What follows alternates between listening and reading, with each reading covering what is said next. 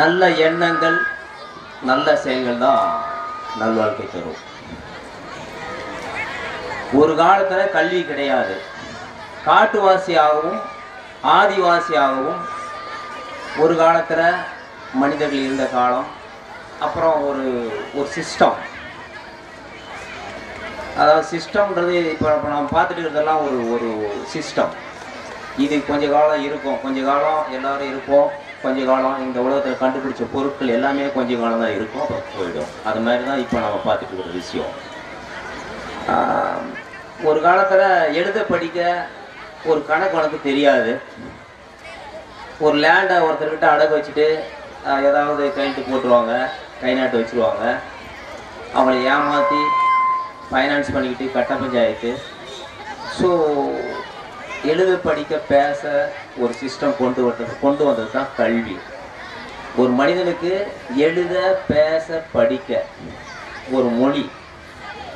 இந்த உலகத்தில் எத்தனையோ மொழி இருக்குது, அந்த மாதிரி நாம் ஒரு மொழி, நமக்கு தமிழ்.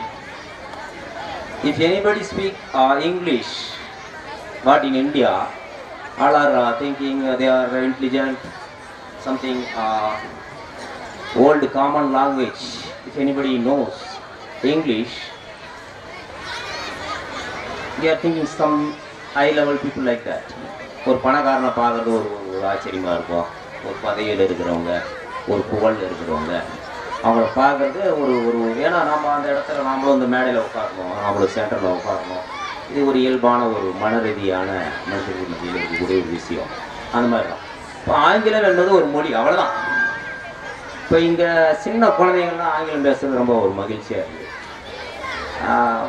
ஏன்னா ஒரு தமிழ் வழி கல்வி இருக்கிற ஸ்கூலில் ஒரு நிமிஷம் நமது பள்ளியுடைய வட்டார கல்வி வருகை தர இருக்கிறார். அவர்களை பள்ளியின் சார்பாக வருக என வரவேற்று மகிழ்வதில் பெருமை கொள்கிறேன். அவர்களை மேடைக்கு வருமாறு அன்போடு அழைக்கிறேன். அவர்களை வருக என பள்ளியின் சார்பாக வரவேற்கிறேன். அவரை மேடைக்கு வருமாறு அன்போடு அழைக்கிறேன். நம் முன்னோர்களால் கொண்டு வரப்பட்டது. அந்த மாதிரி தான் இருக்கிற கல்வி முறை எல்லாமே.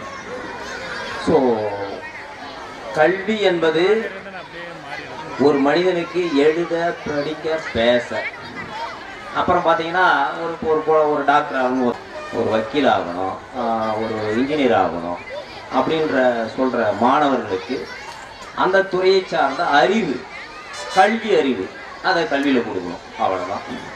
கல்வி என்பது அதுக்காக உருவாக்கப்பட்டது. இப்போ ஒரு ஸ்டேஜ் வந்துருக்கிறோம், இன்னும் அடுத்த ஸ்டேஜ் ப்ராக்டிக்கல் எஜுகேஷன். இப்போ நம்ம பார்க்குறதெல்லாம் தியரிட்டிக்கல், கற்பனை கல்வி மெத்தேடு, அதாவது ப்ராக்டிக்கல் மெத்தேடுக்கு முயற்சி எடுத்துகிட்டு இருக்கிறாங்க. இன்னும் அடுத்த ஸ்டேஜஸ் போகும்.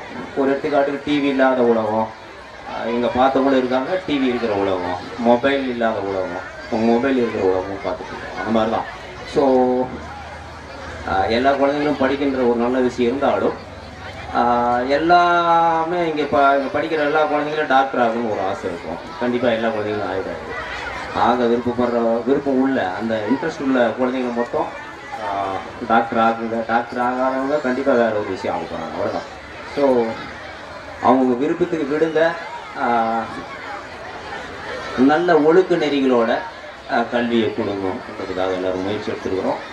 பேச வாய்ப்பளித்த அனைவருக்கும் நன்றி. குழந்தைங்களை மகிழ்ச்சியாக நல்லா விளையாடுவதுங்க, என்ஜாய் லைஃப். இந்த உலகத்தில் பிறக்கும் போது எவனும் எதையும் கற்றுன்னு பிறக்கிறதுல போராடுனா எதை வேணாலும் கற்றுக்கலாம், எதை வேணாலும் அடையலாம். போகும்போது விட்டுப்போம். அவ்வளோதான். தேங்க்ஸ்.